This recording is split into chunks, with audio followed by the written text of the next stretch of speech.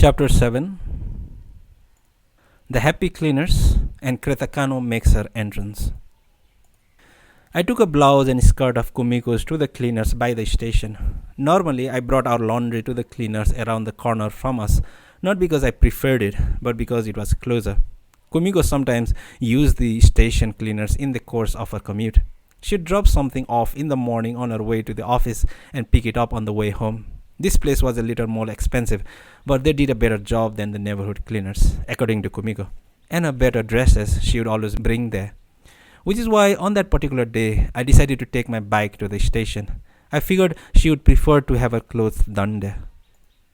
I left the house carrying Kumiko's blouse and skirt and wearing a pair of thin green cotton pants, my usual tennis shoes, and yellow Van Halen promotional t-shirt that Kumiko had received from a record company. The owner of the shop had his JVC boombox turned up loud as he had on my last trip. This morning it was an Andy Williams tape. Hawaiian Wedding Song was just ending as I walked in, and Canadian Sunset started whistling happily to the tune. The owner was writing in a notebook with a ballpoint pen, his movements as energetic as before. In the pile of tapes on the shelf, I spotted such names as Sergio Mendes, Bert Kaempfert, and 101 Strings. So he was an easy listening freak. It suddenly occurred to me that true believers in hard jazz, Albert Ehler, Don Cherry, Cecil Taylor, could never become owners of cleaning shops in malls across from railroad stations. Or maybe they could. They just wouldn't be happy cleaners. When I put the green floral pattern blouse and sage-colored skirt on the counter, he spread them out for a quick inspection, then wrote on the script, "Blouse and skirt." His writing was clear and carefully formed. I like cleaners who write clearly, and if they like Andy Williams, so much the better. "Mr. Okada, right?" I said he was right. He wrote in my name, tore out the carbon copy, and gave it to me. "They'll be ready next Tuesday, so don't forget to come and get them this time." "Mrs. Okada's?" "Uh-huh. Very pretty," he said. A dull layer of clouds filled the sky. The weather forecast had predicted rain. The time was after 9:30, but there was still plenty of men with briefcases and folded umbrellas hurrying towards the station steps, late commuters. The morning was hot and humid, but that made no difference to these men, all of whom were properly dressed in suits and ties and black shoes. I saw lots of men my age, but not one of them wore a Van Halen t-shirt. Each wore his company's lapel pin and clutched a copy of the Nikkei News under his arm. The bell rang, and a number of them dashed up the stairs. I hadn't seen men like this for a long time. Heading home on my bike, I found myself whistling Canadian Sunset. Malta Kano called at 11 o'clock. "Hello, I wonder if this might possibly be the home of Mr. Toru Okada?" she asked. "Yes, this is Toru Okada." I knew it was Malta Kano from the first hello. "My name is Malta Kano. You were kind enough to see me the other day. Would you happen to have any plans for this afternoon?" "None," I said. I had no more plans for the afternoon than a migrating bird has collateral assets. "In that case, my younger sister, Greta Kano, will come to visit you at 1 o'clock. "Greta Kano?" I asked in a flat voice. "Yes," said Malta Kano. "I believe I showed you her photograph the other day." "I remember her, of course. It's just that her name is Greta Kano. She will come to visit you as my representative. Is 1 o'clock a good time for you?" "Fine," I said. "She'll be there," said Malta Kano, and hung up. Greta Kano? I vacuumed the floors and straightened the house. I tied our old newspapers in a bundle and threw them in a closet. I put scattered cassette tapes back in their cases and lined them up by the stereo. I washed the things piled in the kitchen. Then I washed myself. Shower, shampoo, clean clothes. I made fresh coffee and ate lunch, ham sandwich and hard-boiled egg. I sat on the sofa reading the Home Journal and wondering what to make for dinner. I marked the recipe for seaweed and tofu salad and wrote the ingredients on a shopping list. I turned on the FM radio. Michael Jackson was singing "Billie Jean." I thought about the sisters Malta Kano and Greta Kano. What names for a couple of sisters. They sounded like a comedy team. Malta Kano, Greta Kano. My life was heading in new directions, that was certain. The cat had run away. Strange calls had come from a strange woman. I had met an odd girl and started visiting a vacant house. Noboru Wataya had raped Greta Kano. Malta Kano had predicted I'd find my necktie. Kumiko had told me I didn't have to work. I turned off the radio, returned the home journal to the bookshelf, and drank another cup of coffee. Greta Kano rang the doorbell at 1 o'clock on the dot. She looked exactly like her picture, a small woman in her early to mid-20s, the quiet type. She did a remarkable job of preserving the look of the early 60s. She wore her hair in the bouffant style I had seen in the photograph, the ends curled upward. The hair at the forehead was pulled straight back and held in place by a large glittering barrette. Her eyebrows were sharply outlined in pencil, mascara added mysterious shadows to her eyes, and her lipstick was a perfect recreation of the kind of color popular back then. She looked ready to belt out Johnny Angel if you put a mic in her hand. She dressed far more simply than she made herself up. Practical and businesslike, her outfit had nothing idiosyncratic about it. A white blouse, a green tight skirt, and no accessories to speak of. She had a white patterned leather bag tucked under her arm and wore sharp-pointed white pumps. The shoes were tiny. Their heels thin and sharp as a pencil lid, they looked like a doll's shoes. I almost wanted to congratulate her on having made it this far on them. So this was Greta Kano. I showed her in, had her sit on the sofa, warmed the coffee, and served her a cup. Had she eaten lunch yet? I asked. She looked hungry to me. No, she said. She had not eaten. But don't bother about me, she hastened to add. I don't eat much of anything for lunch. Are you sure? I asked. It's nothing for me to fix a sandwich. Don't stand on ceremony. I make snacks and things all the time. It's no trouble at all. She responded with little shakes of the head. It's very kind of you to offer, but I'm fine, really. Don't bother. A cup of coffee is more than enough.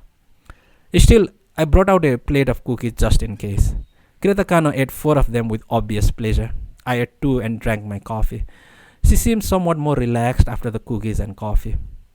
I am here today as the representative of my elder sister, Malta Kano, she said. Greta is not my real name, of course. My real name is Setsuko. I took the name Greta when I began working as my sister's assistant, for professional purposes.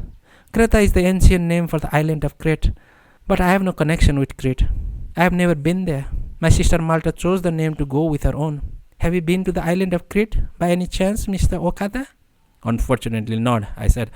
I had never been to Crete and had no plans to visit in the near future. I would like to go there sometime, said Greta Kano, nodding, with a deadly serious look on her face. Crete is the Greek island closest to Africa. It's a large island, and a great civilization flourished there a long time ago. My sister Malta has been to Crete as well. She says it's a wonderful place. The wind is strong, and the honey is delicious. I love honey. I nodded. I'm not that crazy about honey. I came to ask you a favor, said Greta Kano. I'd like to take a sample of the water in your house. The water? I asked. You mean the water from the faucet? That would be fine, she said. If there happens to be a well nearby, I would like a sample of that water also. I don't think so. I mean, there is a well in the neighborhood, but it's on somebody else's property, and it's dry. It doesn't produce water anymore. Greta Kano gave me a complicated look. Are you sure? She asked. Are you sure it doesn't have any water?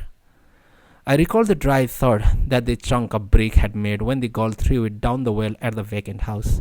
Yes, it is dry all right, I'm very sure. I see, said Greta Kano. That's fine. I'll just take a sample of the water from the faucet then, if you don't mind. I showed her to the kitchen. From her wide patterned leather bag, she removed 2 small bottles of the type that might be used for medicine. She filled one with water and tightened the cap with great care. Then she said she wanted to take a sample from the line supplying the bathtub. I showed her to the bathroom. Undistracted by all the underwear and stockings that Kumiko had left drying in there, Greta Kano turned on the faucet and filled the other bottle. After capping it, she turned it upside down to make certain it didn't leak. The bottle caps were color-coded, blue for the bath water and green for the kitchen water. Back on the living room sofa, she put the 2 vials into a small plastic freezer bag and sealed the zip lock. She placed the bag carefully in her white patterned leather bag, the metal clasps of which closed with a dry click. Her hands moved with practical efficiency. She had obviously done this many times before. Thank you very much, said Greta Kano. Is that all? I asked. Yes, for today, she said. She smoothed her skirt, slipped her bag under her arm, and made as if to stand up. Wait a minute, I said, with some confusion. I hadn't been expecting her to leave so suddenly. Wait just a minute, will you please? My wife wants to know what's happened with the cat. It's been gone for almost 2 weeks now. If you know anything at all, I'd like you to share it with me. Still clutching the white bag under her arm, Greta Kano looked at me for a moment. Then she gave me a few quick nods. When she moved her head, the curled up ends of her hair bobbed with an early 60s lightness. Whenever she blinked, her long fake eyelashes moved slowly up and down, like the long handled fans operated by slaves in movies set in ancient Egypt. To tell you the truth, my sister says that this will be a longer story than it seemed at first. A longer story than it seemed? The phrase "a longer story" brought to mind a tall stake set in the desert where nothing else stood as far as the eye could see. As the sun began to sink, the shadow of the stake grew longer and longer until its tip was too far away to be seen by the naked eye. That's what she says, Greta Kano continued.